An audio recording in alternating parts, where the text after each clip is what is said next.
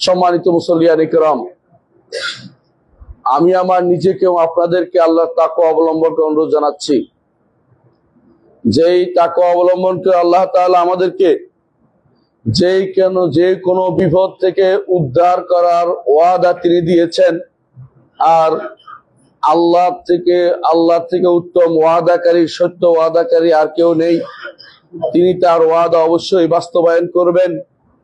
জগতের বুকে অনেক সমস্যায় নবী রাসূলগণ পতিত হয়েছেন, সবাইকে আল্লাহ তাআলা উদ্ধার করেছেন তাকওয়ার কারণে, এবং সবাইকে সর্বশেষ বড় মুসিবত থেকে ওই তাকওয়ার কারণে উদ্ধার করবেন।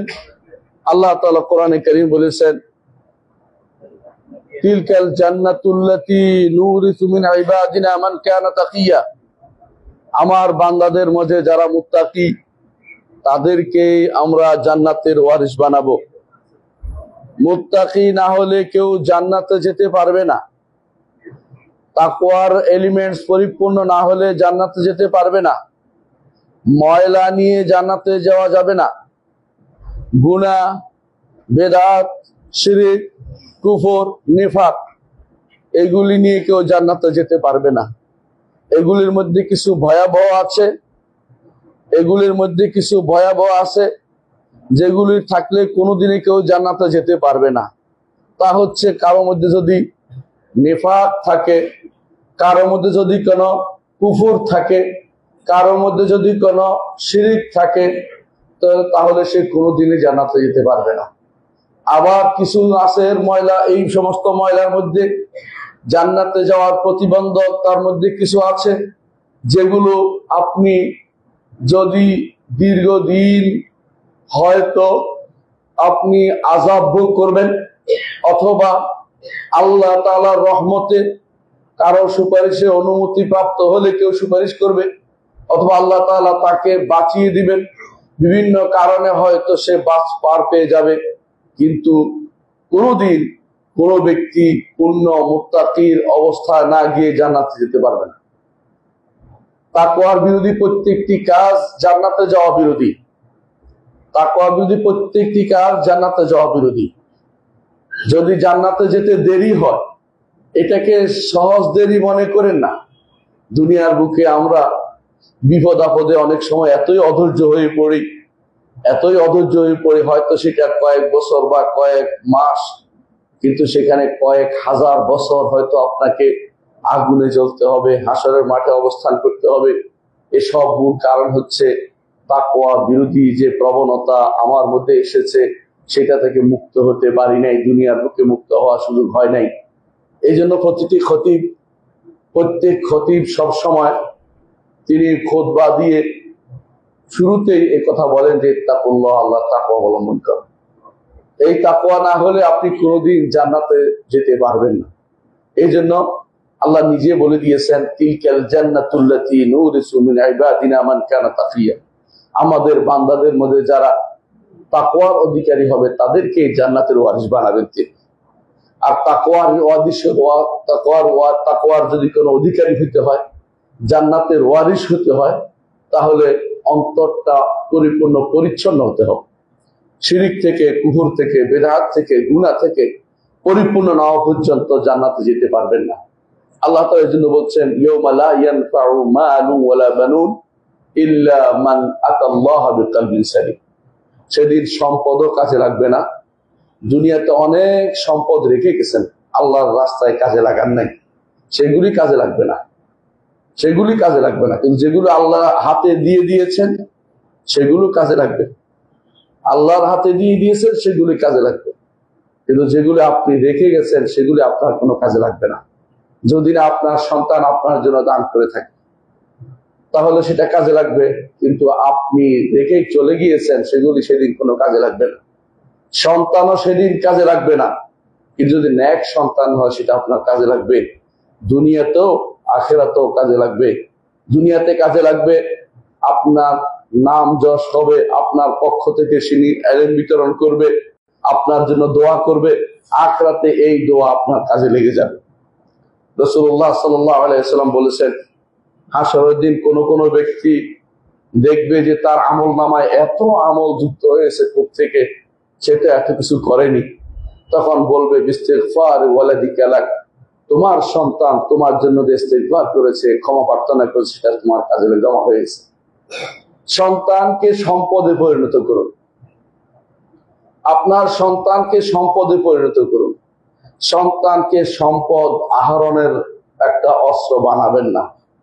আমরা যেটা করি সবচেয়ে বেশি পছন্দ করি, ওই সন্তানকে, যে সন্তান চাকরি করে, টাকা পয়সা দিতে পারে, রোজগার করতে পারে, বিশাল একটা পোস্টে আছে, এর বিপরীতে ওই সন্তানকে পছন্দ করুন যে সন্তান দিনদারিতে শ্রেষ্ঠ, যে সন্তান ফজরের সালাতে হাজির হয়, যে সন্তান মসজিদে আজান দিলে তার শরীরের মধ্যে বিভিন্ন অনুভূতি হয়, সে ঘরে থাকতে পারে না। এরকম সন্তান তৈরি করা দরকার, এরকম সন্তান তৈরি করা দরকার। এই সবই তখনই সম্ভব যখন তাকওয়ার ব্যাপক বিস্তার ঘটাতে পারবেন।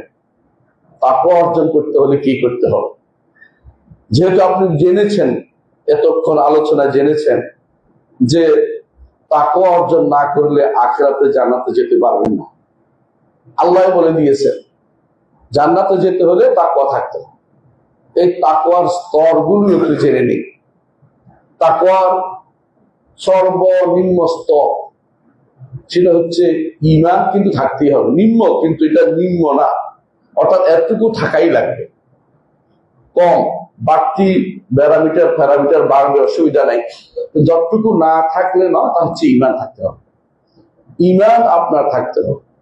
এই ঈমান, দ্বীন, ইসলাম এগুলি যদি না থাকে, যত বড় কাজই করুক না কেন আল্লাহর দরবারে কিছুই কবুল হবে না। আল্লাহর দরবারে কবুল করাতে হলে ঈমান আপনার জন্য থাকতে হবে, সাথে বাড়তে থাকবে যখন আপনি সাথে আমল সালেহ করবেন। ইন্নাল্লাযীনা আমানু ওয়া আমিলুস সালিহাতি কানাত লাহুম জান্নাতুল ফিরদাউসি নুজুলা। ঈমান এবং আমল সালেহ করলে আল্লাহ তাআলা বলছেন জান্নাতুল ফিরদাউস তিনি দিবেন মেহমানদারি হিসেবে। আল্লাহু আকবার। ঈমান ও আমল সালেহ থাকলে জান্নাতুল ফিরদাউস আল্লাহ আপনাকে দিবেন। ওয়াদা করেছেন, আল্লাহর চেয়ে সত্য ওয়াদাকারী আর কেউ নেই। ওয়ামান আসদাকু মিনাল্লাহি কিলা ওয়ামান আসদাকু মিনাল্লাহি হাদিসা। আল্লাহর চেয়ে সত্য কথক আর কেউ নেই। তিনি সত্য বলেছেন, তিনি বলেছেন ঈমান আমল সালেহ থাকলে জান্নাতে যেতে পারবেন। জান্নাতে যাওয়ার জন্য আজ এক একজনে এক এক ফর্মুলা দিচ্ছে। কেউ মনে করছে সারা জীবনের জন্য বাইরে গেলেই জান্নাত, কেউ মনে করছে রাস্তা আটকাইতে পারলেই জান্নাত, কেউ মনে করছে মারামারি করে লাগিয়ে দিতে পারলে জান্নাত। কিন্তু আপনাকে জান্নাতে যেতে হলে দুটি কাজের কোনো বিকল্প নেই। প্রথম কি হচ্ছে ঈমান, দ্বিতীয়ত হচ্ছে আমল সালেহ। প্রত্যেকটি মানুষের উপরে দুটি কাজ ফরজ, নিজের জন্যই ফরজ, অন্যের জন্য হলে আরো দুটা কাজ রয়েছে। সেটা হচ্ছে ওয়াতাওয়াসাউ বিল হাক্কি ওয়াতাওয়াসাউ বিস সাবর, যেটা সূরা আসরের মধ্যে আপনারা সবসময় পড়ে থাকেন। আল্লাহ তাআলা বলছেন ওয়াল আসর ইন্নাল ইনসানা লাফি খুসর। আল্লাহ তাআলা আসরের শপথ করেছেন। সেটা সময় হইতে পারে, অথবা সেটা কালও হতে পারে, অথবা আসরের সালাতের সময়টা হতে পারে। এ নিয়ে আমার মতভেদের কোনো দরকার নেই। আল্লাহ তাআলা যা ইচ্ছে তা দিয়ে শপথ করতে পারে, কিন্তু মানুষ আল্লাহ ছাড়া আর কারো নামে শপথ করতে পারে না।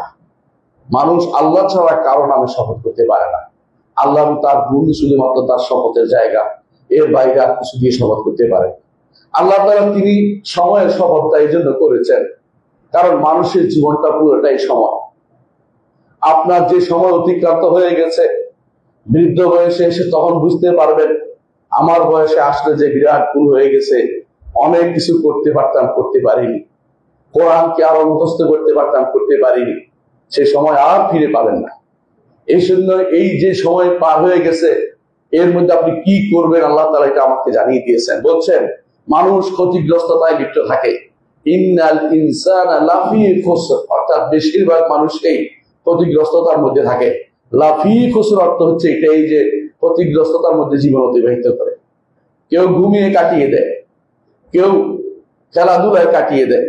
আল্লাহ তাআলার জন্য কোরআনে কারীম সূরা হাদীদে বলছে ইন্নামাল হায়াতুদ দুনিয়া, মানুষের জীবনটা হচ্ছে এরকম লাহবুন ওয়া লাইবুন, খেলা এবং দুলা। খেলাধুলা বুঝছেন কিনা? বাচ্চারা সবসময় ভুলিয়ে রাখে একটা সময় লাহবুন, গুলিয়ে গুলিয়ে খাওয়াতে হয় বাচ্চাদেরকে। সময়টা দেখেন কেমন। তারপরে একটু বড় হলে খেলাধুলায় লিপ্ত হয়ে যায় বাচ্চারা, একটু বড় হলে বাচ্চারা খেলাধুলায় লিপ্ত হয়। ইন্নামাল হায়াত লাহুবুন ওয়া লাইবুন ওয়া যিনাতুন। আর একটু বড় হলে পরিচ্ছন্ন জিনিস পরা, ভালো কিছু কিনা, একটা হুন্ডা কিনা, ওটা দেখানোর জন্য একটা শো আপ তার মধ্যে চলে আসে, যিনাতুন। এরপর যখন বিয়ে শাদী করে বাচ্চারা, তখন কি করে? যিনাতুন ওয়া তাফাখুরুম বাইনাহুম ফিল আমওয়াল ওয়াল আওলাদ। সন্তান কি হয়েছে, সম্পদ কি হয়েছে, এই নিয়ে পরস্পর অহংকারে মত্ত হয়ে পড়ে। মানুষের পুরো জীবনটা এরকম, পুরো জীবনটা এরকম। ছোটকালে ভুলে থাকে, তারপর খেলাধুলা লিপ্ত থাকে, তারপরে দেখা গেল সে সৌন্দর্যবর্ধক কাজে লিপ্ত থাকে। এরপরে পুরো সময়টা থাকে আমার এই আছে, সেই আছে, আমার ওইটা আছে, ওইটা আছে, একটা অহংকারমূলক জীবন সে যাপন করে। আল্লাহ তাআলা কোরআনে কারীমে আমাদের পুরো জীবনে একটা চিত্র তুলে ধরেছেন। এই জীবনে যে আছে, এই অবস্থায় যে আছে, সে ব্যক্তি কখনো সফলতার মুখ দেখবে না। সে ব্যক্তি হচ্ছে লাফিয়ে ফসল, সেই ব্যক্তি অবশ্যই ক্ষতিগ্রস্ততার মধ্যে আছে। কারণ সে ছোট কাল থেকে তার রবকে শিখেনি, তার দিন কি জানেনি, তার নবীকে তার সম্পর্কে জানেন না। অনেক ছাত্র পাবেন, অনেক বন্ধু পাবেন আপনার সমাজে, অনেকে তার সন্তানকে আল্লাহ সম্পর্কে জ্ঞান দেয়নি, মুহাম্মদুর রাসূলুল্লাহ সাল্লাল্লাহু আলাইহি ওয়াসাল্লামকে পরিচয় তুলে ধরে নাই, কোনোদিন সে তুলে ধরেনি, সিরাতের একটা বই সে পড়ে নাই। তারা অবস্থা এমনও আছে সর্বোচ্চ ডিগ্রিধারী হয়ে গেছে, কিন্তু মুহাম্মদুর রাসূলুল্লাহ সাল্লাল্লাহু আলাইহি ওয়াসাল্লামের সিরাত সে পড়ে নাই। এমনও অনেক আছে ইসলাম সম্পর্কে, ইসলাম কাকে বলে এটা তাকে আপনি শিখাতে পারবেন না। ইসলাম কাকে বলে? ইসলাম হচ্ছে এই যে মসজিদে যাও, না, এটা তো মসজিদে যাওয়া ইসলাম না। অনেকের কাছে ইসলাম কত রকম আপনি চিন্তা করতে পারেন। কেউ কেউ বাগড়ম্বর করে বলে যে ইসলাম, ইসলামী শরীয়তকে আমরা মানি না। কেউ কেউ বাগড়ম্বর করে বলে ইসলামের এটা নাই, ইসলাম এটা কিভাবে হয়। ইসলামকে কেউ মৌলবাদী বলে গালি দেয়। এগুলি ইসলামের কোনো, এরা তো ইসলাম শিখেই নেই। ইসলাম কি জিনিস? ইসলাম হচ্ছে আল ইসতিসলামু লিল্লাহি বিত্তাওহীদ, তাওহীদ নিয়ে আল্লাহর কাছে আত্মসমর্পণ, ওয়াল ইনকিয়াদ লাহু বিত্তাআ, আনুগত্যের ডালা মেলে দেয়া, আদেশ নিষেধকে মেনে নেয়া। 3 নম্বর হচ্ছে শিরিক এবং মুশরিকদের থেকে নিজেকে বিমুক্ত ঘোষণা করা। এই 3টে জিনিস হচ্ছে ইসলাম। ইসলামের প্রথম কাজ হচ্ছে আল ইসতিসলাম লিল্লাহি বিত্তাওহীদ, তাওহীদ নিয়ে আল্লাহর কাছে আত্মসমর্পণ করা। দ্বিতীয় কাজ হচ্ছে আল ইনকিয়াদ লাহু বিত্তাআ, আনুগত্যের ডালা মেলে দেয়া, আল্লাহর কাছে যে আমি আনুগত্য করব, আল্লাহ আপনার রসুলের আনুগত্য করতে আপনি বলেছেন, সে রসুলের আনুগত্য করব, এটা হচ্ছে দ্বিতীয় অংশ। আর তৃতীয় অংশ হচ্ছে শিরিক এবং মুশরিকদের থেকে আমি মুক্ত। ইব্রাহিম আলাইহিস সালামের মিল্লাতকে আমরা কেন অনুসরণ করি? এই জন্য অনুসরণ করি, তিনি এই 3টিতে সেরা ছিলেন। এই 3টি তিনি চরম পরাকাষ্ঠা দেখিয়েছেন। তিনি বলেছেন ইন্নী ওয়াজ্জাহতু ওয়াজহিয়া লিল্লাযী ফাতারাস সামাওয়াতি ওয়াল আরদ, এটাই হচ্ছে ইসতিসলাম লিল্লাহি বিত্তাওহীদ। তিনি বলেছেন যে ইন্না সালাতি ওয়া নুসুকি ওয়া মাহইয়া ওয়া মামাতি লিল্লাহি রাব্বিল আলামিন লা শারীকা লাহু ওয়া যালিকা উমিরতু আনা আউয়ালুল মুসলিমিন। এই জন্য তিনি সমস্ত ইবাদত, সমস্ত সবকিছু একমাত্র আল্লাহর জন্য নিবেদন করেছেন। 3 নম্বর তিনি বলেছেন ইন্না বুরাআউ মিনকুম ওয়া মিম্মা তা'বুদুনা মিন দুনিল্লাহ, এই মুশরিকরা তোমাদের থেকে মুক্ত, তোমরা যেগুলি ইবাদত করো সেগুলি থেকেও আমরা মুক্ত। এই 3টি জিনিস যদি না থাকে আপনি মুসলিম হতে পারবেন না। মুসলিম হয়েছে কিনা আপনার সন্তান একটু খোঁজ খবর নেন। আপনি নিজের ভিতরে ইসলামের কতটুকু আছে আপনি দেখুন। আপনি রাতের বেলা যখন পড়েন, যখন আপনি বিতির পড়েন, তখন বলেন ওয়ানাখলাউ ওয়ানাতরুকু মা ইয়াফজুরুকা, যে আপনার ফাজের ফাসেক তার সাথে আমি সম্পর্ক রক্ষা করি না, মুখে বলতেছেন, আসলে কর্মকাণ্ডে কিন্তু মুনাফিকি করছেন। সকালবেলা এসে আপনার বন্ধু হয় অমুক তমুক, যারা ঈমান হারা মানুষের সাথে আপনার বন্ধুত্ব হয়, আপনি কি আসলে ঈমানের সাথে আছেন? আপনি কি মুনাফিকি করছেন না? আপনার আচরণ তো মুনাফিকি আচরণ। ঈমানদার যদি হতে হয়, আপনি ক্ষতিগ্রস্ত মুক্ত হতে হলে ঈমানদার হতে হবে। ঈমানদার হওয়ার আগে মুসলিম হতে হয়। মুসলিম হচ্ছে সর্বনিম্ন স্তর ঈমানদারের, যা না হইলে ঈমানের পথে ঢুকতে পারে না, যা না হলে ঈমানের পথে ঢুকতে পারে না। নামমাত্র ঈমান যার আছে সে মুসলিম, পরিপূর্ণ ঈমান যার আছে সে মুমিন। ঈমান আছে, ইসলাম আছে, ঈমান আছে, তারপরে নফল কাজ করে আরো বেশি কিছু অর্জন করেছে, অন্তরটাকে আল্লাহর প্রতি পূর্ণ ধাবিত করতে পেরেছে, সেই ব্যক্তি হচ্ছে মুহসিন। এই তিনটি স্তর দ্বীনের রয়েছে, এই তিনটি স্তর আপনাকে শিখতে হবে। এই তিনটি স্তর হচ্ছে ইল্লাল্লাযীনা আমানু, ওই ব্যক্তি ক্ষতিগ্রস্ত থেকে মুক্ত। সবাই ক্ষতিগ্রস্ত নয়, যারা ঈমান এনেছে তারা ক্ষতিগ্রস্ত থাকে মুক্ত। এই ঈমান আনার জন্য তিনটি স্তরের কোন স্তরে আপনি আছেন আপনি জানতে হবে। তিনটি স্তর তো আছে, কেউ মুসলিম, কেউ মুমিন, কেউ মুহসিন। মুসলিম, মুমিন, মুহসিন, আপনি কোন স্তরে আছেন আপনি নিজেকে একটু জিজ্ঞাসা করুন। যদি সর্বনিম্ন স্তর ইসলামের জায়গা, যেটা আমি একটু আগে ব্যাখ্যা করেছি, তিনটা জিনিস না থাকে আপনি এখন মুসলিম হতে পারেন না, যদিও আপনি মসজিদে আসেন, যদিও আপনি চলাফেরা করেন, আলামত আছে আপনার ইসলামের, কিন্তু পরিপূর্ণ ইসলাম আমরা অর্জন করতে পারেন না। মসজিদে এসে সিজদা করেন, কখনো কখনো রাজনৈতিক সালাত আদায় করেন, কিন্তু আপনি কখনো কখনো দেখা যাবে, অথবা কোরবানি দেন, আপনি এত সব কোরবানি আপনি দেন, হাদিয়া দেন মানুষকে কোরবানি দেওয়ার জন্য, যদিও ইসলামে একজনের কোরবানি আরেকজনের দেওয়ার, এই ভাগ করে কোরবানি দেওয়ার নিয়ম ইসলামে নেই, তারপরে আপনি দিচ্ছেন, তারপরে এই সিস্টেমে দিচ্ছেন। অর্থাৎ অনেকে দেখা যায় বিদেশ থেকে টাকা এনে 10 জনের পক্ষে কোরবানি দিয়ে দিচ্ছেন, 10 জনের কোরবানি একজনের দেয় কি করে, এটা কোথেকে পাইছে? সেটা হচ্ছে ব্যক্তিরা 7 জন হতে পারে, কিন্তু আপনি কোরবানি করছেন কার নামে নির্ধারিত হতে হবে, বিনা নামে কোরবানি হয় নাকি? এগুলি অনেক সময় দেখা যায় শরীয়তে এগুলি অনুমোদন করে না, তারপরে সেগুলো চালিয়ে যাচ্ছে। মনে রাখতে হবে আপনাকে আপনার কাজটা আসলে ইসলামিক হচ্ছে কিনা আপনাকে জানতে হবে। আপনি নিজে মুসলিম হয়েছেন কিনা আগে দেখুন। নবীরা এই জন্য বলতেন ফালা তামুতুন্না ইল্লা ওয়া আনতুম মুসলিমুন, মুসলিম না হয়ে মারা যেও না। ন্যূনতম আপনার মধ্যে ইসলামের চরিত্র আছে কিনা একটু খোঁজ নেন। পরিপূর্ণ ইসলাম আপনার মধ্যে তো পরের কথা, ন্যূনতম ইসলামের অবস্থা আছে কিনা। পরিপূর্ণ ইসলাম হলে আপনি মুমিন হবেন। যে ব্যক্তি মুমিন হবে আর যে ব্যক্তি মুহসিন হবে, সেই ব্যক্তি সরাসরি জান্নাতে চলে যাবে, তাদেরকে কেউ আটকাতে পারবে না। এর প্রমাণ হাদিসে রাসূল সাল্লাল্লাহু আলাইহি ওয়াসাল্লাম। হাদিসে রাসূল সাল্লাল্লাহু আলাইহি ওয়াসাল্লাম, যে ব্যক্তি ফরআইজগুলি আদায় করবে, যেই ব্যক্তি ফরআইজগুলি আদায় করবে, আপনি জানেন যে ব্যক্তি ফরআইজগুলি আদায় করে হারামগুলি ছেড়ে দেয়, ঈমানটা ঠিক রাখছে, ফরআইজগুলি আদায় করছে, হারামটা ছেড়ে দিছে, সেই ব্যক্তি ওই সাহাবীর মতো যে সাহাবী রাসূলের দরবারে এসে বলেছিলেন, ইয়া রাসূলুল্লাহ, আপনার লোক এসে আমাদেরকে জানিয়েছে দিনে রাতে 5 ওয়াক্ত সালাত আছে। রাসূলুল্লাহ সাল্লাল্লাহু আলাইহি ওয়াসাল্লাম বললেন যে হ্যাঁ, এটাই আমি এটাই বলছি, আমার লোকে ঠিক বলেছে। তখন ওই লোক বলেছিলেন যে আমি একটু বাড়াবো না, একটু কমাবো না। এরপর হাদিসের লম্বা ইতিহাস, আমি সেদিকে যাব না। সবশেষে ফরজগুলি সে পালন করে বলেছে। তাতেই রাসূল বলেছেন যে আফলাহা ইন সাদাকা, লোকটি যদি সত্য করে দেখায় জান্নাতে যাবে। এবং রাসূলুল্লাহ সাল্লাল্লাহু আলাইহি ওয়াসাল্লাম শেষে অন্য হাদিসের পড়া এটাও আসছে, দাখালাল জান্নাতা ইন সাদাকা, যদি সে এটাই করে বেড়ায় জান্নাতে যেতে পারে। তাহলে আপনি ঈমানটা যদি কোনো ঈমানের স্তর যদি আপনার হয়ে যায় জান্নাতে যেতে পারবেন।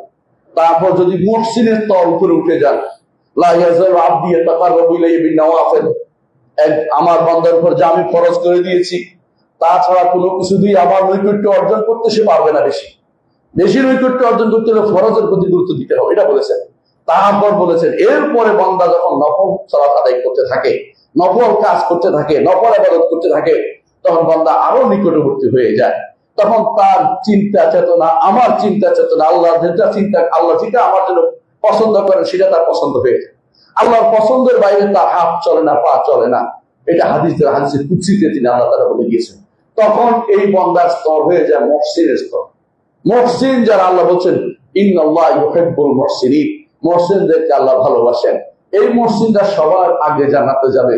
আস-সাবিকুন আস-সাবিকুন উলাইকাল মুকাররাবুন, তারা হবে অগ্রণী যারা আছে তারা মুকাররাব, আল্লাহর বান্দা, আল্লাহর নৈকট্যপ্রাপ্ত বান্দা, তারা সবার আগে উপরের জান্নাতের স্তরে থাকে। তাহলে সবার আগের স্তর হচ্ছে মুহসিনদের, এরা হচ্ছে মুকাররাবিনদের, আসহাবুল ইয়ামিনদের আসে। আসহাবুল ইয়ামিনরা হচ্ছে নিচের দিকে যারা মুমিন স্তরে, এরাও জান্নাতে যাবে।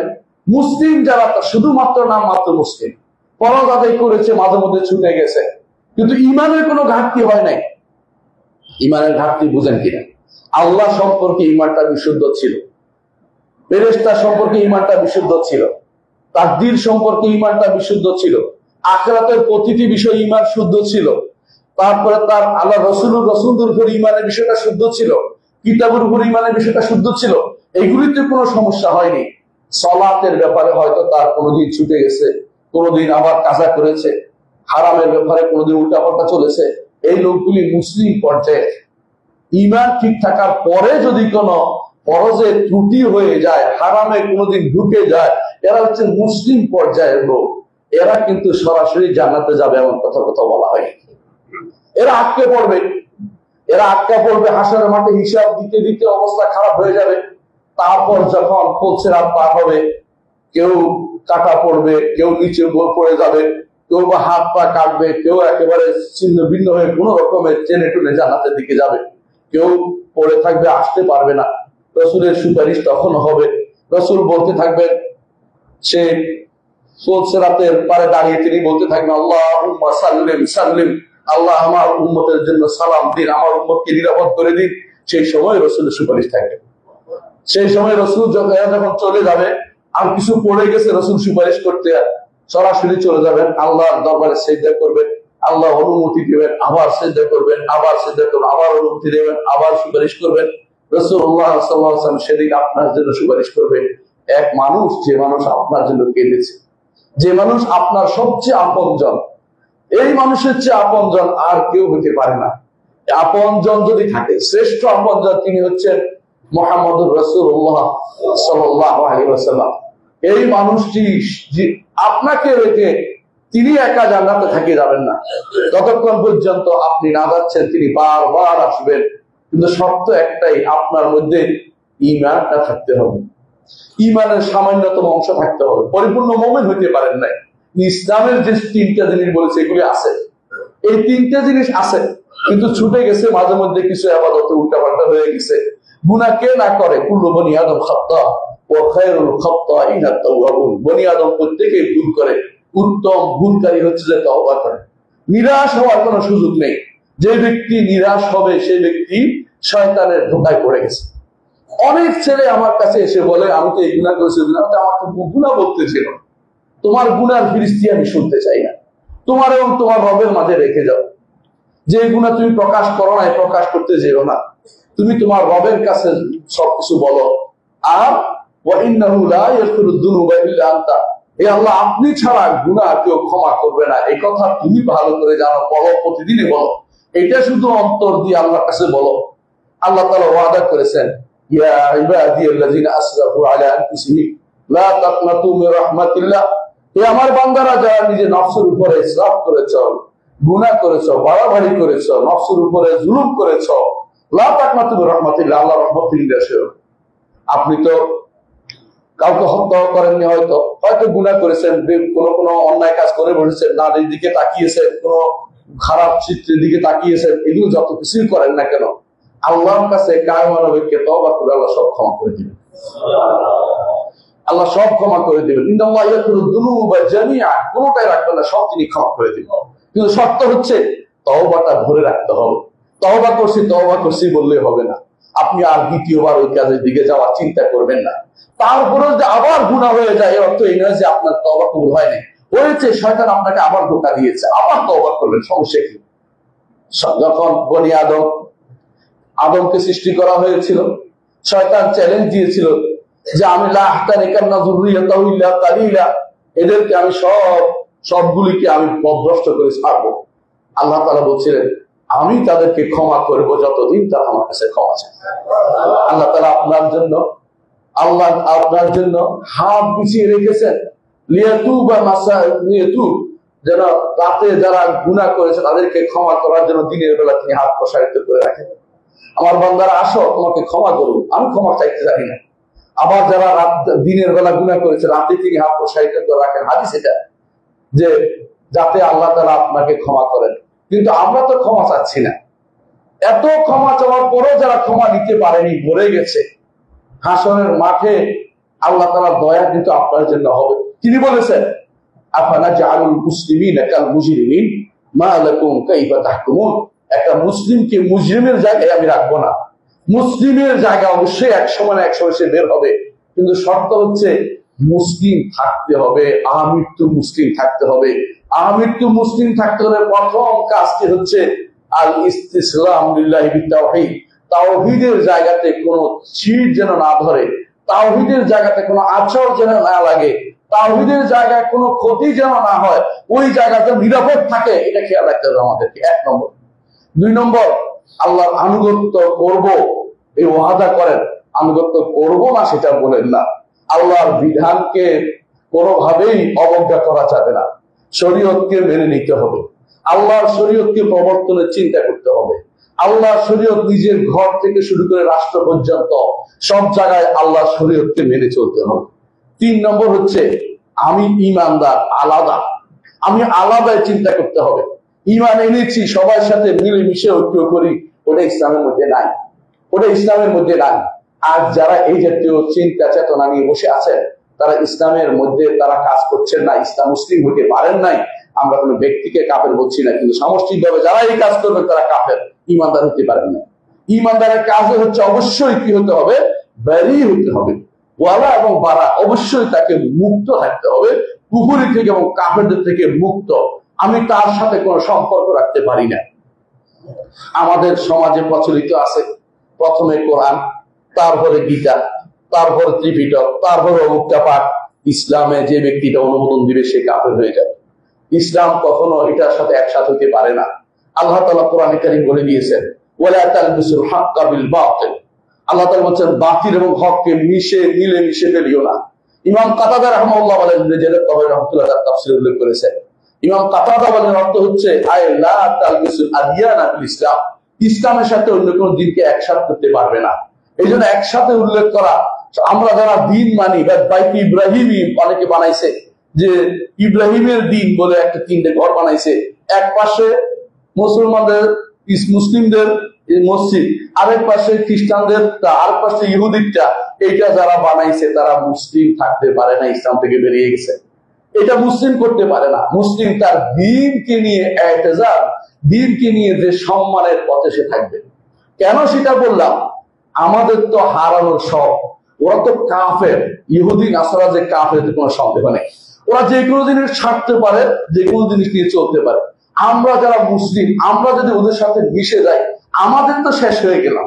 আমরা যে আলাদা একটা জাতি, আমাদের মুসলিম, এইটা তো পরিচয় রইল না। আমরা তো যে কোনো জায়গায় মিশে গেলাম।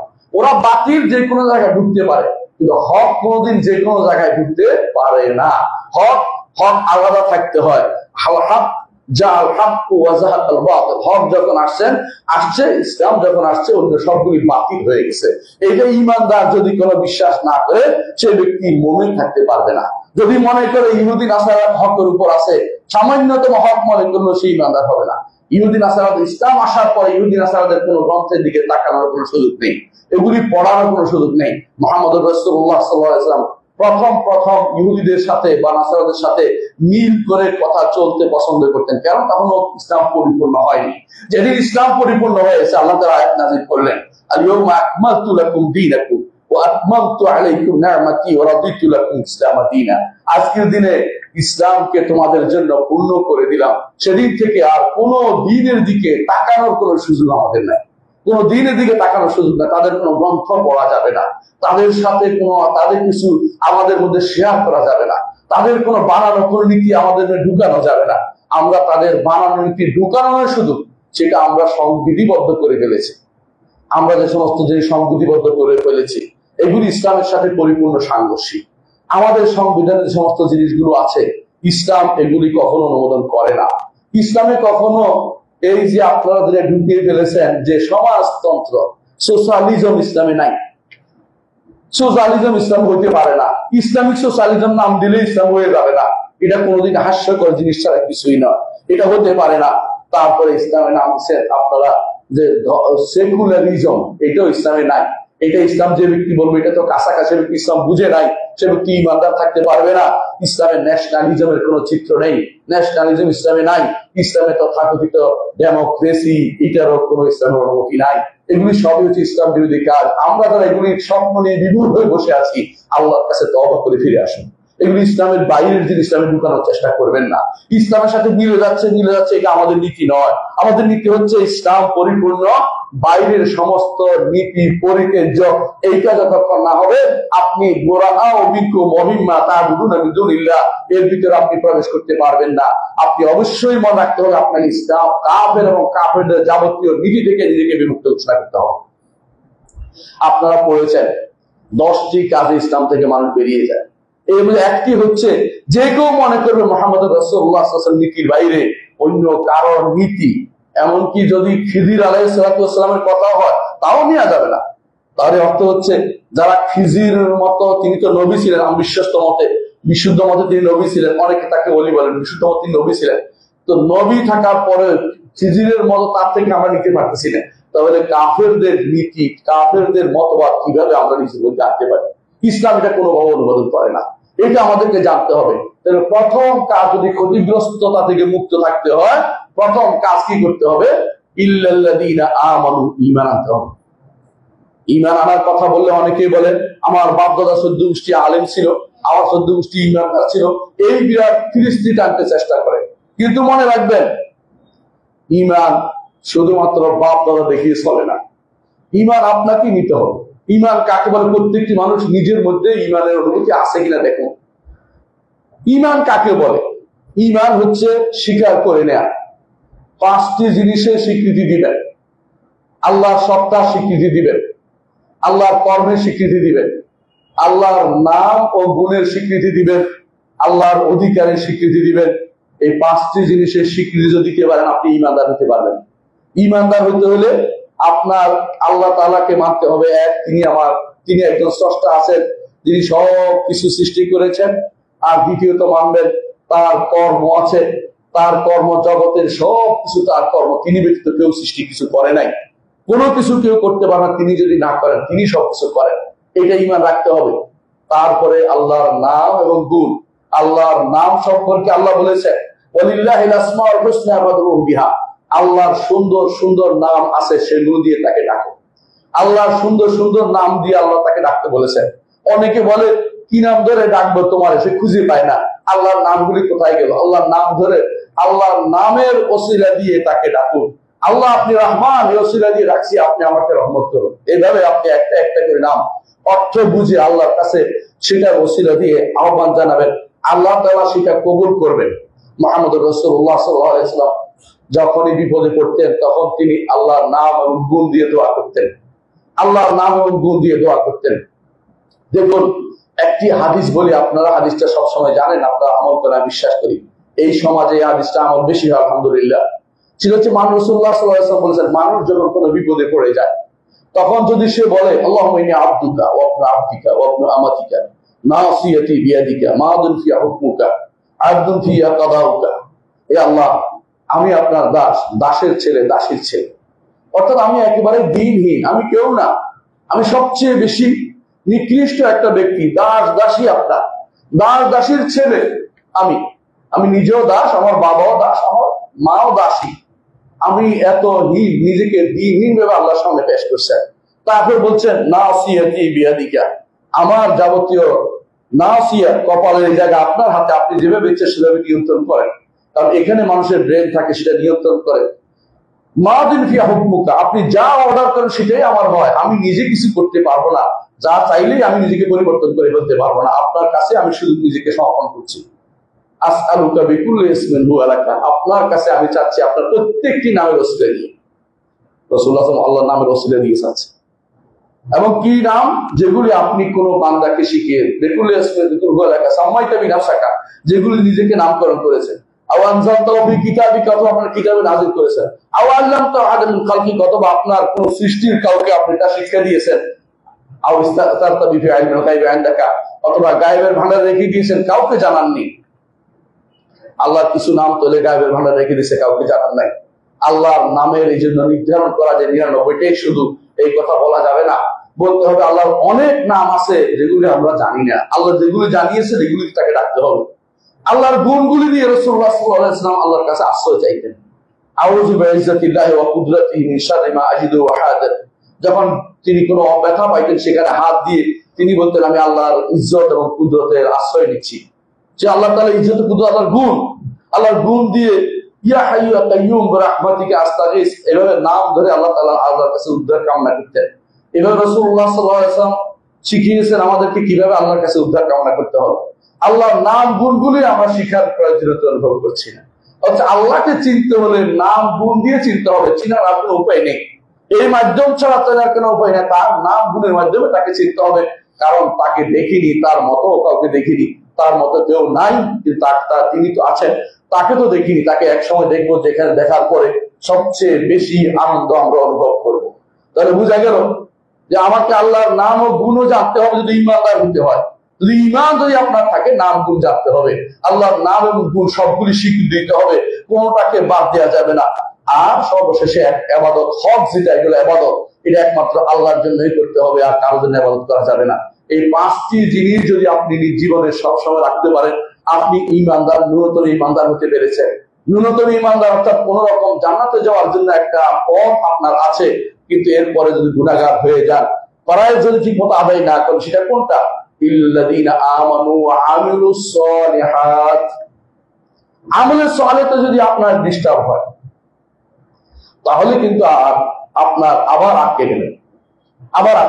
আমলে সালেহ পরিপূর্ণ আছে, আপনি কিন্তু জান্নাত যেতে পারবেন। ঈমান আছে, আমলে সালেহ আছে, জান্নাত যেতে পারবেন, আল্লাহর ওয়াদা সত্য। কিন্তু ঈমান আছে, আমলে সালেহতে ডিস্টার্ব হয়েছে, এখন আপনার জন্য বিপদ হয়ে গেছে। কখনো কখনো আমলে সালেহ করতে যাইয়া যদি কোনো শিরিক করে ফেলেন, তো ঈমানও বরবাদ হয়ে গেছে। আমলে সালেহ করতে গিয়ে শিরিক কেমনে করে? সেটা সে দেখানোর রিয়া করছে, অথবা কবরের কাছে জয় করে ফেলেছে। আমলে সালেহ তো আর নাই, আমলে তালে হয়ে গেছে এখন, এবং বরবাদ আমল হয়ে গেছে।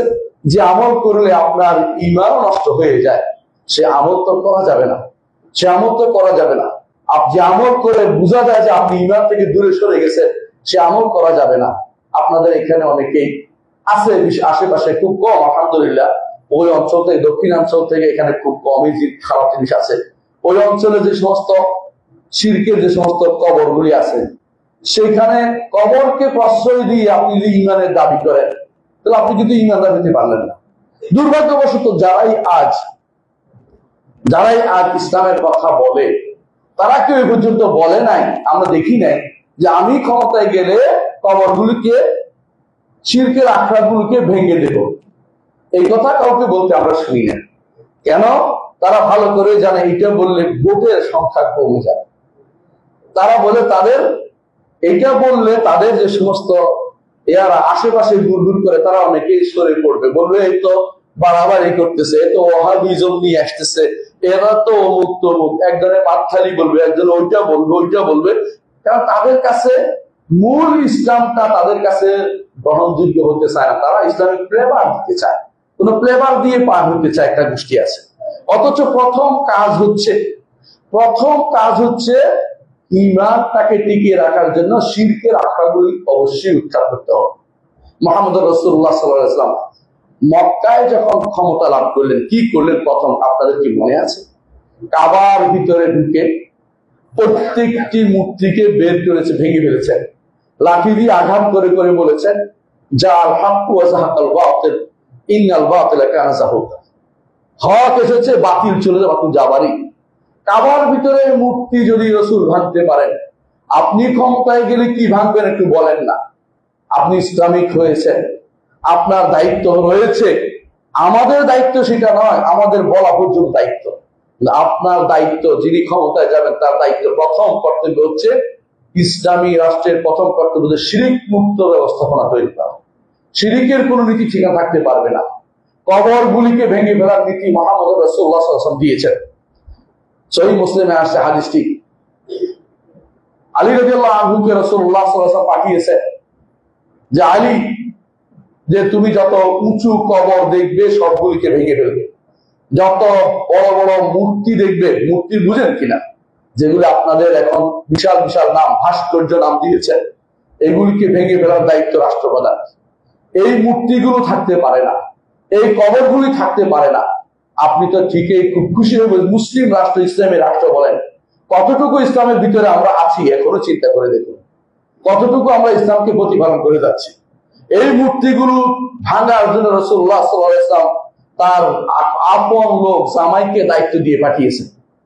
তিনি যখন আলী রাদিয়াল্লাহু আনহু আবার যখন ক্ষমতায় আসলেন, তখন তিনি আবুল হাইয়াজ আল আসাদিকে পাঠিয়েছেন, তার পুলিশ প্রধানকে পাঠিয়েছেন যে আলী আবুল হাইয়াজ তোমাকে কি আমি পাঠাবো না ওই কাজে যে কাজে আমাকে মুহাম্মদ রাসূলুল্লাহ সাল্লাল্লাহু আলাইহি ওয়াসাল্লাম পাঠিয়েছেন। সেটা কি? যত উঁচু কবর দেখবে সবগুলি মাটির সমান করে দিবে, এবং যতগুলি ভাস্কর্য জাতীয় জিনিস দেখবে, ছবি দেখবে, এগুলিকে মিটিয়ে দিবে, এগুলি কোনো সম্মানের জায়গা রাখবে না। আজ রাস্তার কোণে কোণে জায়গায় জায়গায় যে সমস্ত ভাস্কর্য নির্মাণ করা হয়েছে এগুলি ইসলামের সাথে সম্পূর্ণ সাংঘর্ষিক। এগুলির কথা আপনারা কেন বলেন না খুতবাতে? এগুলির কথা মানুষকে কেন স্মরণ করিয়ে দেন না? এগুলির কথা শাসক বিন্দু কেন মনে করে দেন না? তিনি যদি ইসলামিক হয়ে থাকে এগুলিকে অবশ্যই তিনি রাখতে পারেন না। এই জন্য ইসলামকে যদি বাস্তবায়ন করতে হয়, যদি আমল করতে হয় ইসলামের উপরে, আগে শিরকের জায়গাটুকু বন্ধ করে দিতে হবে। শিরকের জায়গাটুকুতে আমল করা যায় না, শিরকের ভিতরে আমল করা যায় না বলেই মুহাম্মদ রাসূলুল্লাহ সাল্লাল্লাহু আলাইহি ওয়াসাল্লাম তিনি এত কষ্ট করে নিজে উঠতে পারছেন না, আলীকে বলছেন আলী উঠো, আমি হাত দিলাম, তুমি হাতের উপর দাঁড়ায় উঠে ভাঙো। এটা ভাঙতে হবে।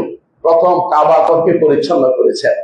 এর বাইরে যেটা ছিল সেখানে প্রত্যেকের কাছে প্রত্যেক জায়গায় মূর্তি ছিল, একজন একজন করে পাঠিয়েছেন। মক্কা বিজয়ের ইতিহাসটা দেখুন, ইতিহাস পড়লে বুঝতে পারবেন মুহাম্মদ রাসূলুল্লাহ সাল্লাল্লাহু আলাইহি ওয়াসাল্লাম প্রথম মক্কাতে এই কাজটি করেছেন। যেখানে যেখানে মূর্তি ছিল সবগুলি ভাঙার ব্যবস্থা করেছেন। উজ্জাকে ভেঙেছেন, লাতকে ভেঙেছেন, মানাতকে ভেঙেছেন। তারপর তিনি বলেছেন এবার ইসলাম, এরপর বলেছেন জাজিরাতুল আরবে মুশরিকদের কোন স্থান হবে না। তিনি বলছেন জাজিরাতুল মুশরিকরা থাকতে পারে না। শুধু শিরিক নয়, মুশরিকদের অবস্থানও তিনি কমিয়ে দিয়েছেন। আজ আমরা এমন এক অবস্থানে আছি, অনেকে ইসলামের পরিচয় দিতেও লজ্জাবোধ যেন করছে। নিজে ইসলামের পরিচয় নিজেকে বলতেছে আমি আধুনিক, আমি তথাকথিত, আমি লিবারাল, এই জাতীয় কথাবার্তা বলতে আরম্ভ শুরু করে দিয়েছে। এই যে ইসলাম নিয়ে নিজেকে আত্মনাগায় ভুগতেছে, সে আত্মমর্যাদায় ভুগছে না। ইসলাম নিয়ে আত্মমর্যাদায় ভুগতে হবে, ইসলাম নিয়ে আত্মমর্যাদা থাকতে হবে। আমি মুসলিম এই কথা বলতে হবে সাহস করে। আপনি কখনো নিজেকে মুসলিম সাহস করে বলার মতো যোগ্যতা অর্জন করতে পারেননি। সব কাজে কথায় কথা অন্যদের সাথে তাল দিয়ে চলেন, কথায় কথায় বলেন আমরা গেলে এটা ছাড় দিব, আমরা এটা ছাড় দিব, আমরা এটা করে দেব, এই জাতীয় কথা বলে আগে থেকেই তো আপনি হেরে বসে আছেন। আপনি ইসলাম কিভাবে আল্লাহর দুনিয়াতে প্রতিষ্ঠা করবেন আমি জানি না। আমি দোয়া করি আপনি করুন, কিন্তু কতটুকু করবেন আমরা দেখে থাকলাম। শেখুল আলবানী রাহমাতুল্লাহ বলেছিলেন 100 বছরে কিছু করতে পারোনি, আরো 50 বছর দিচ্ছি, দেখি কিছু করে দেখাতে পারো কিনা। ইসলামকে যদি নিয়ে প্রতিষ্ঠিত করতে চান, যদি ইকামতের দ্বীন প্রতিষ্ঠা করতে চান, দ্বীনের প্রথম স্তর হচ্ছে ইসলাম আপনার মধ্যে থাকতে হবে। আর ইসলামের প্রথম স্তর হচ্ছে 3টি জিনিস আমি বলছি, এগুলি থাকতে হবে। এগুলি থাকার পরে এরপরে আপনি যখন ঈমান ঠিক থাকবে, আমল সালেহ ঠিক, আল্লাহ তাআলা ওয়াদা করেছেন ওয়াদাল্লাহুল্লাযিনা আমানু ওয়া আমিলুস সালিহাতি মিনকুম, আল্লাহ তাআলা ওয়াদা করেছেন তোমাদের মধ্যে যারা ঈমান আমল সালেহ করবে আল্লাহ তাআলা তাদেরকে লা ইস্তাখলিফান্নাহুম ফিল আরদি জমিনের বুকে তাদেরকে প্রতিষ্ঠিত করবেন, তাদেরকে জমিনের বুকে প্রতিষ্ঠিত করবেন। ঈমান আমল সালেহ না থেকে আপনি আপনি জমিনের বুকে প্রতিষ্ঠিত হবেন না, জান্নাতেও যেতে পারবেন না। জান্নাতে যাওয়া আপনার জন্য সুদূর পরাহত বিষয়। সুতরাং 2 নম্বর কাজ করতে হবে, ঈমানকে আগে ঠিক করতে হবে। যদি কোনো ক্ষতিগ্রস্তদের মুক্ত হতে হয় 2 নম্বর কাজ কি করতে হবে? আমল সালেহ করতে হবে। আমল সালেহ কিভাবে বুঝবেন? আমল সালেহ হচ্ছে মুহাম্মদ রাসূলুল্লাহ সাল্লাল্লাহু আলাইহি ওয়াসাল্লাম যা করেছেন তা আমল সালেহ। রাসূল যা করেননি তা আমল সালেহ না। রাসূল খুতবা দিয়েছেন, আমরা খুতবা দিচ্ছি। রাসূল রাস্তা আটকাইছেন না, আমরা আটকাবো না। আমরা এই পদ্ধতি শিক্ষা দিইনি। বুঝাতে পারছি কথাটা? মুহাম্মদ রাসূলুল্লাহ সাল্লাল্লাহু আলাইহি ওয়াসাল্লাম যা যা করেছেন সেটাই আমল সালেহ। রাসূলুল্লাহ সাল্লাল্লাহু আলাইহি ওয়াসাল্লাম করেন নাই, আমল সালেহ হয়নি। এমনকি যদি রাসূল যেটা বলেছেন সেটাও করতে পারেন, যে আমল সালেহের জন্য সাহাবায়ে কেরাম করেছে কিনা দেখবেন, সেটাও হতে পারে। রাসূল বলেছেন মা আনা আলাইহি ওয়া লিয়াউম আসহাবি, আমি এবং আমার সাহাবীরা যার উপর আছে। তাহলে আপনি দেখতে পান যে সাহাবীদের কোনো কিছু পান কিনা, আকার পান কিনা সেটাও দেখতে পারেন। খলিফা রাশেদরা কেউ করেছে কিনা সেটাও দেখতে পারেন। তারপরে এর নিচে আর যাওয়া যাবে না, এর নিচে আর কারো আদর্শ আমাদের আদর্শ হতে পারে না। আমলে সালেহ যদি হতে হয় আপনাকে মুহাম্মদ রাসূলুল্লাহ সাল্লাল্লাহু আলাইহি ওয়াসাল্লামের আদর্শ কর্মকাণ্ডের উপর আপনার কর্মকাণ্ড থাকতে হবে। এটা হলো আমলে সালেহ। আল্লাহর জন্য হতে হবে এবং রাসূলের আদর্শ মোতাবেক হতে হবে। লিয়াবলুয়াকুম আইয়ুকুম আহসানু আমালা, উত্তম আমল কার, এই পরীক্ষা করার জন্য দুনিয়াতে আল্লাহ তাআলা আমাদেরকে পাঠিয়েছেন। উত্তম আমলের এই উত্তম উত্তম আমলের পরিচিতি দিয়েছেন, তাবেইন আব্বা তাবেইনের পরিচয় দিয়েছেন। তারা বলেছেন আয়ের উত্তম আমল হচ্ছে আখলাসাহু ওয়া আসওয়াবাহু, কোনটা একমাত্র আল্লাহর জন্য হয়েছে আর কোনটা একমাত্র রাসূলের তরিকা মোতাবেক হয়েছে, এটাই শুধু উত্তম আমল হবে। এর বাইরে উত্তম আমল যদি কেউ সারা দিনও বলেন, উত্তম আমল হবে না। মাস অমুকের জন্য, মাস ফর কাজা, মাস ফর অমুক, এগুলি কোনোদিন উত্তম আমল হতে পারে না।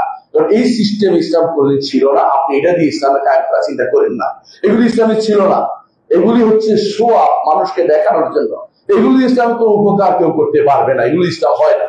এগুলি আপনার মন মতো পদ্ধতি, এগুলি বানানো বর্ষরিকদের বানানো পদ্ধতি, মাও সেতুমদের বানানো পদ্ধতি। ওগুলি ইসলামের ভিতরে আপনি কে ঢুকিয়ে দিল? আপনি কেন একবার চিন্তা করলেন আমি যেটা করছি ইসলাম কতটুকু আমার জন্য এগুলি সঙ্গত পদ্ধতি, কেন করছি এটা, কেন করতে যাচ্ছি? অনেকগুলো কাজ আপনি হঠাৎ করে করে বলেন, আপনি জিজ্ঞাসা করেন না আলেমদেরকে যেগুলি গ্রহণ করা যাবে কিনা।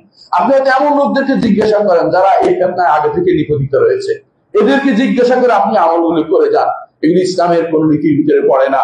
আপনার হয়তো মনোভূত হয়নি আমার কথাকে, কিন্তু কথাটাই সত্য। আপনি এমন কোন কাজ করবেন না যেটা মুহাম্মদ রাসূলুল্লাহ সাল্লাল্লাহু আলাইহি ওয়াসাল্লাম করেননি অথবা তার সাহাবীরা করেননি। ইসলামের প্রথম এই সমস্ত মাস নিয়ে এসেছিল কারা? বাগীরা, বিদ্রোহীরা ওসমান রাদিয়াল্লাহু আনহুর বিরুদ্ধে এই সমস্ত মার্চ করেছে। তারা মিশর থেকে চলে এসেছে, মদিনা ঘেরাও করেছে। কোন সাহাবী সেখানে ছিল না, আলহামদুলিল্লাহ, কোন সাহাবী সেখানে অস্তিত্ব ছিল না। এই জন্য খারিজদের মধ্যে কোন সাহাবী পাওয়া যায়নি, অথচ সেখানে শত শত হাজার হাজার সাহাবী জীবিত ছিলেন। কোন সাহাবী খাওয়ারেজের মধ্যে ছিল না। তারা ছিল গৌরবহীন, আশেপাশে যে সমস্ত মানুষ দিন জানতো না, এরাই শুধুমাত্র ওসমান রাদিয়াল্লাহু আনহুর বিরুদ্ধে বিদ্রোহ করেছে। এই সিস্টেম ইসলামে নাই যে আপনি যেটা করবেন যে রাসূলুল্লাহ সাল্লাল্লাহু আলাইহি ওয়াসাল্লাম আদর্শের বাইরে চলবে। মুহাম্মদ রাসূলুল্লাহ সাহাবীরা এটা করেন নাই এবং এটা কিয়ামত পর্যন্ত দিন হইতে পারে না। ইমাম মালিক রাহমাতুল্লাহ এর জন্য বলেছেন যে যেই আমল রাসূলের সাহাবীরা করেননি, এই আমল তোমরা কোনোদিন করিও না, কারণ কিয়ামত পর্যন্ত এটা কোনোদিন আর রাসূলের দ্বীন হইতে পারে না। রাসূলের সাহাবীরা করেনি, এটা আপনি করতে পারবেন না। মহব্বতের জায়গা, রাসূলুল্লাহ সাল্লাল্লাহু আলাইহি ওয়াসাল্লাম রাসূলকে ভালোবাসতেন কিনা, তার সাহাবীরা তাকে ভালোবাসতেন কিনা? অবশ্যই ভালোবাসতেন, কিন্তু ভালোবাসার নাম করে কতক্ষণ দাঁড়িয়ে, কতক্ষণ বসে, কতক্ষণ গোল হয়ে, কতক্ষণ জশ্নে জুলুস করে তারা এই পদ্ধতি তারা আবিষ্কার করেনি। আপনি এই পদ্ধতি আবিষ্কার করতে পারেন না। আমরা আশ্চর্য হই অনেককে যারা এগুলি নিয়ে কথা বলে না। এগুলি বললে তাদের কাছে হয়তো মনে হতে পারে আমি মানুষদের মধ্যে, আমরা মানুষদের বিরক্তি তৈরি করেছি। আরে বিরক্তিত হয়েই আছে তারা, আমি তাদের বিরক্তি করলাম কোথায়? তারা তো আকীদাগত বিভ্রান্তিতে লিপ্ত, তারা বিদআতে লিপ্ত, তারা শিরকে লিপ্ত। আপনি তাদের সাথে কিসের ঐক্য করতে যান? আপনার কি ইমানের কি সমস্যা আপনি বুঝতে পারেন না? ইমানের কোথায় সমস্যা? ইমান নিয়ে আপনি আত্মমর্যাদা বোধ নেই। আপনি বুঝতে পারছেন আপনার এখন যে কোনো মূল্য ঐক্য করা দরকার। আপনার এখন তথাকথিত রাজনীতি নেওয়ার বাটপাড়িকে আপনি প্রাধান্য দিচ্ছেন। এই সমস্ত রাজনীতি ইসলামে নাই। ইসলামে যে রাজনীতি, সুন্দর রাজনীতি, শাসক কিভাবে রাষ্ট্র পরিচালনা করবে, এটার নাম হচ্ছে ইসলামী রাজনীতি। আপনি রাজনীতি নাম দিয়ে তথাকথিত ইউরোপিয়ানদের নীতি নিয়ে ইসলামী রাজনীতি নাম দিয়ে ক্ষমতায় যাওয়ার বিভিন্ন পদ্ধতি কসরত আবিষ্কার করে এখন সেটাকে ইসলামী পদ্ধতি আবিষ্কার বানাচ্ছেন। এটা ইসলামী পদ্ধতি কোনোদিন হতে পারে না। ইসলামী পদ্ধতিটা একটু খুঁজে বেড়ান, একটু পড়া দরকার। এলেম না থেকে এগুলি করা দরকার। এই জন্য আলেম যারা, তারা কোনদিন এগুলিকে সমর্থন করে না। বেশিরভাগই ওই সমস্ত আলেম যারা গর্ত থেকে উঠে এসেছে, এই সমস্ত আলেমরা এই সমস্ত পদ্ধতি আপনাকে জানাবে। ইল্লাল্লাযীনা আমানু ওয়া আমিলুস সালিহাত, ঈমান থাকতে হবে, আমল সালেহ থাকতে হবে, ক্ষতিগ্রস্ত হতে হবে। এই দুইটা হচ্ছে ব্যক্তি জীবনে লাগবে, প্রত্যেকটি মানুষের লাগবে। ইয়া আইয়ুহাল্লাযীনা আমানু কু আনফুসাকুম ওয়া আহলিকুম নার, নিজেকে বাঁচাও, পরিবারকে বাঁচাও। আল্লাহ তার নির্দেশ এটা, নিজেকে বাঁচাও, পরিবারকে বাঁচাও। আমার ক্ষমতা যতটুকু, অতটুকুর মধ্যে আপনার জন্য ওয়াজিব করেছে, এর বাইরে ওয়াজিব আপনার জন্য নয়। আপনি যেটা পারবেন এটা করবেন, এর বাইরে যেটা আপনি পারবেন না এটা করতে আল্লাহ তাআলা আপনাকে নির্দেশ দেন নাই। লা ইউকাল্লিফুল্লাহু নাফসান ইল্লা মা আতাহা, আল্লাহ তাআলা একজনকে যা দিয়েছেন এর বাইরে তার উপরে কোনো দায়িত্ব দেন নাই। ক্ষমতা যতটুকু অতটুকু আল্লাহ তাআলা কর্তব্য বলেছেন, ক্ষমতার বাইরে কর্তব্য আল্লাহ তাআলা আপনাকে দেন নাই। যেটা আপনি করতে পারবেন না ওটার দরকার নাই, এটা শুধু বলা, বলতেও পারেন না, অন্তর দিয়ে ঘৃণা করে রাখবেন, এর নিচে যেতে পারবেন না। তিনটার একটা, কিন্তু ক্ষমতা আছে, আপনার নিজেকে সংশোধন করার ক্ষমতা আপনার আছে, আপনার পরিবারকে হাত দিয়ে সংশোধন করার ক্ষমতা আপনাকে আছে। সন্তান নামাজ পড়ে না, থাপ্পড় দিতে পারবেন? পাশের বাড়ির লোকে নামাজ পড়ে না, থাপ্পড় দিতে পারবেন? কখনো পারবেন না, কারণ এটা শরীয়ত বলে না। থাপ্পড় দিয়ে তাকে সোজা করতে বলে, তাকে মুখে বলতে বলে, বলতে পারছেন না, অন্তর দিয়ে ঘৃণা করবেন। কেন ঘৃণা করবেন? সবচেয়ে দুর্বল ইমানের পরিচয় এটা। কিন্তু আপনাকে নিয়মের বাইরে উঠে যেটা আপনার নয় ওটা কাঁধে নিবেন না, ওটা আপনার দায়িত্বের ভিতরে পড়ে না। প্রত্যেকটি মানুষ যদি তার ক্ষমতা অ্যাক্সেস করে, আমি যেখানে ক্ষমতা আছি, একটা পরিবার, প্রত্যেকটি মানুষের পরিবারের সদস্য, পরিবারে যদি আপনি ঠিক করে দেন, রাষ্ট্র সমাজ সব ঠিক হয়ে যাবে। এমনকি পরিবারে ঠিক করতে পারেন না, উপরে উঠে গেছে, আপনার উপরে যারা আছে মেম্বারদের দায়িত্ব হচ্ছে তার ইউনিট গুলো দেখাশোনা করা, চেয়ারম্যানের দায়িত্ব হচ্ছে তার আশেপাশে যারা আছে তার অধীনস্থ তাদেরকে দেখাশোনা করা। এদের দায়িত্ব, উনি কিন্তু দায়িত্ব মুক্ত হতে পারবেন না। ওনার অধীনে যদি কোনো গুনার কাজ হয় উনি আল্লাহর কাছে জবাবদিহি করবেন, কারণ তিনি ক্ষমতাবান ছিলেন। ঠিক অনুরূপ ভাবে যিনি এলাকার বড় কেউ হবেন, ডিসিএসপি হবেন, ওদের দায়িত্ব এলাকাকে নিয়ন্ত্রণ করা, তাদের দায়িত্ব হচ্ছে, এই দায়িত্ব আমি কাঁধে নিব না, আমি কাঁধে নিব না। মূর্তি ভেঙে ফেলার দায়িত্ব আমার নয়, এটা রাষ্ট্রের দায়িত্ব। রাষ্ট্র না করলে আল্লাহর কাছে জবাবদিহি করতে হবে। আমার বলার দায়িত্ব আমি বলে যাচ্ছি। এটা ইসলামী শরীয়ত সুন্দর কম্বিনেশন করেছে, ক্ষমতা এবং কর্তব্যের মধ্যে সুন্দর, আবার দায়িত্ব এবং কর্তব্যের মধ্যে সুন্দর একটা কম্বিনেশন ইসলামে রয়েছে। আপনি মন মতো কোনো কিছু চালাতে পারবেন না। নিজের মধ্যে যেটা করা যায় অন্যের মধ্যে করতে গেলে কিছু যদি ভাবতে হয় আপনাকে, সেটার নাম হচ্ছে আর তাওয়াসিবিল হক, হকের দাওয়াত আপনাকে দিতে হবে। আমি ঈমান এনেছি, আমি ঈমান এনেছি, আমল সালেহ করছি, তা যথেষ্ট নয়। পাশের লোককে আসুন ভাই সালাতের মধ্যে আসুন বলতে হবে আপনাকে, আসুন এই জিনিসটা পরিত্যাগ করুন। বলতে পারেন না, অন্তত ঘৃণা করতে হবে আপনাকে। সে অন্যায় করে যাচ্ছে, অনবরত সুদ খেয়ে যাচ্ছে, কথা বলে শুনে না, তাই বলে তার সাথে আপনার সমাজ চলতে পারে না। এটা আপনাকে অবশ্যই তাকে পরিত্যাগ করতে হবে। তাকে অবশ্যই তার সাথে আপনার সম্পর্ক, অন্তরঙ্গ সম্পর্ক থাকতে পারবে না। দাওয়াত চলবে, দাওয়াত দিতে না পারলে তাকে বর্জন করতে হবে। এটাই শরীয়তের নীতিমালা। এই নীতিমালা বর্জন করার পরে এখন আপনার উপরে জুলুম আসবে, অত্যাচার আসবে, কষ্ট হবে, বিপদ আপদ আসবে। এই বিপদ আপদে আপনাকে আল্লাহর জন্য ধৈর্য ধারণ করতে হবে। আপনি দেখেছেন মুহাম্মদ রাসূলুল্লাহ সাল্লাল্লাহু আলাইহি ওয়াসাল্লামের সাথীরা মক্কাতে কারো উপরে কিছু করে নাই, শুধু নিজেরাই বলছে লা ইলাহা ইল্লাল্লাহ, নিজেরা বলছে লা ইলাহা ইল্লাল্লাহ, আল্লাহ ব্যতীত কারো কোনো মাবুদকে আমরা কোনো কারো মাবুদ মানি না, কাউকে আখ্যাবাদ করবো না, এটাই বলেছে। তারা লা তো ভাঙে নাই, মানা তো ভাঙে না, ওজা ভাঙে নাই, কিন্তু তাদেরকে কিন্তু ছাড়ে নাই। কাফেররা তাদেরকে ছাড়ে নাই। কেন ছাড়ে নাই? কারণ কাফেররা চেয়েছে যে এইটা যদি জিতে যায়, যদি তাওহীদ জিতে যায়, আমাদের এগুলি থাকবে না। দিন দিন এই যে ছোট ছোট বাচ্চাগুলি সব ইসলাম গ্রহণ করছে, এরা যদি বড় হয়ে যায় আমাদের এই মূর্তিগুলির অবস্থা খারাপ হয়ে যাবে। যুদ্ধের ময়দানে এই জন্য আবু জাহাল বলে বসলো, আবু সুফিয়ান তখন ইসলাম গ্রহণ করে তিনি বলে বসলো, ও লোহবন, ওমরের জয়ধ্বনি হোক। রাসূলুল্লাহ সাল্লাল্লাহু আলাইহি ওয়াসাল্লাম এখন চুপ থাকা যাবে না, ওটা কথা বলো, কথা বলো। ওমর রাদিয়াল্লাহু আনহু দাঁড়িয়ে বললেন, আল্লাহু আ'লা ওয়া আজাল, আল্লাহ বড়, আল্লাহ সর্বোচ্চ, আল্লাহ সবচেয়ে সম্মানিত। কিন্তু এর আগে বারবার বলতেছিল আবু সুফিয়ান, তখন ইসলাম গ্রহণ করেন, তিনি বলতেছিলেন আবু বকর বলে গেছেন, মুহাম্মদ মরে গেছে, আবু বকর মরে গেছে, ওমর মরে গেছে। রাসূল বলেন চুপ থাকো, কথা বলো, এখানে কথা বলো না, এখানে কথা। কিন্তু যখন আল্লাহ তাআলার শানে আঘাত এসেছে, যখন বললো ও হবো, রাসূল চুপ থাকার কথা না, কথা বল, এখানে কথা বলা যাবে, এখানে চুপ থাকতে পারবে না, এখানে তোমাকে বলতে হবে। তখন তিনি দাঁড়িয়ে বললেন, আল্লাহু আ'লা ওয়া আজাল, আল্লাহু আ'লা ওয়া আজাল, আল্লাহ সবচেয়ে উপরে এবং আল্লাহ সবচেয়ে সম্মানিত। ও ভোবল হইতে পারে না, ভোবলের জয়ধ্বনি হইতে পারে না, আল্লাহর জয়ধ্বনি করে আমরা তাকবীর দেই। আর কারো তাকবীর, আর কারো আল্লাহু আকবার, তিনি সেটা বলেছেন। এর অর্থ হচ্ছে আপনাকে আমল সালেহ করার সাথে সাথে ঈমান আমল সালেহের সাথে দাওয়াত দিতে হবে। দাওয়াতের পথে যখন বাধা আসবে, একেবারে পর্বত সম দাঁড়িয়ে থাকতে, আমি তাওহীদের উপর টিকে থাকবো, যত কিছু হোক এই আমল ছেড়ে যেতে পারবো না, কোনো কিছুর জন্য তাওহীদ ছেড়ে যেতে পারবো না, কোনো কিছুর জন্য ইসলামের সামান্যতম অংশ পরিত্যাগ করতে পারবো না। আমি ব্যক্তি জীবন ইসলাম কায়েম করে ইসলামের কথা বলে যাব, এই দায়িত্ব আপনাদের আমাদের সবাই থাকতে হবে। সফল কাম হতে হলে, সফল কাম হতে পারবে না, সফল কাম হতে হলে চারটা জিনিস লাগবে।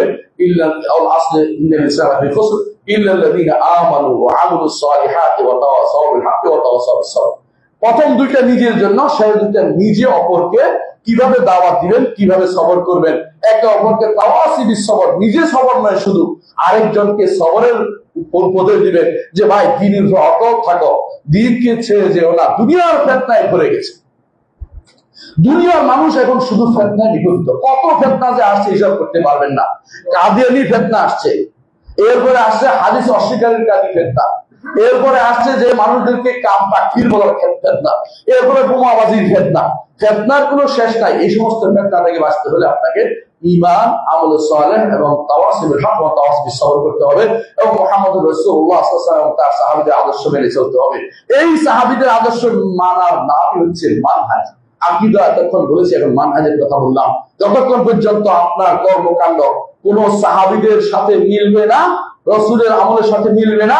আপনি মানহাজের মধ্যে নেই, আপনি মানহাজের বাইরে চলে গেছেন। মানহাজে কেন থাকতে হবে? রসুল বলেছেন আমার উম্মত ৭৩ ভাগে বিভক্ত হবে, এর মধ্যে তারাই শুধু নাজাত পাবে। একটি দল, সেটা কারা? যারা আমি এবং আমার খলিফাদের মানহাজে থাকবে, আমার সাহাবীদের মানহাজ, তারাই শুধু নাজাত পাবে। আপনাকে খুঁজতে হবে আপনি প্রত্যেকটি কাজে যে আমি এটা দলিল কোথায় পেয়েছি, এটা কি সাহাবীদের কাজ ছিল কিনা, এটা তাবেঈদের কাজ, ইমামদের কাজ ছিল কিনা, ইমামরা কোনো অনুরোধ করেছে কিনা, কোনো কিতাবে আছে কিনা। নাই, আমি নিজের পক্ষ থেকে জোর করে বলে দিচ্ছি, এর অর্থ হচ্ছে আপনি মানহাজ হতে বিভ্রান্ত। আকীদা ও মানহাজে আমাদের পরিস্থিতি দরকার। আল্লাহ আমাদের বুঝার তৌফিক দান করুন। আকুলু কাওলি হাযা ওয়া আস্তাগফিরুল্লাহ লি ওয়া লাকুম ওয়া লিসাইরিল মুসলিমিন আস্তাগফিরুহু ইন্নাহু হুয়াল গাফুরুর রাহিম।